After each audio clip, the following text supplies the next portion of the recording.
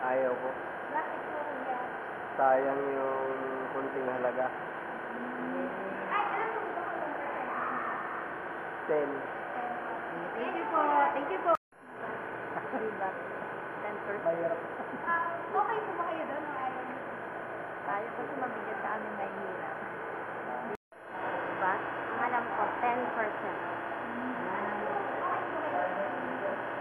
Sa akin kasi, siyempre, pamilya ko, parang mas malaki sa 10%. Mas mababa. Wala ako. Hindi ko nga alam yan eh. Okay lang, kuya. Pero ang iwan mo kasi yung dinadagdag na sa mga... Okay po ba kayo doon o hindi? Ay, hindi talaga ako mapayag doon kasi masyado malaki yung iba eh. Lalo pag sa department store, Mercury, lalaki.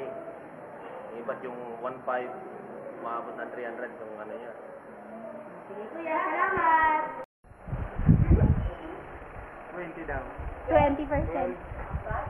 Opo. O, di naman si ate kasi. 12? Yes, 12%. Ate, ano po bang iisip niyo sa IVAT? Maganda po ba yan or hindi? Maganda sana kung napupunta sa tama. So, kung may nababayad ng utang na yan lang. Hindi ko lang alam. Pero ang salita ka saan napupunta.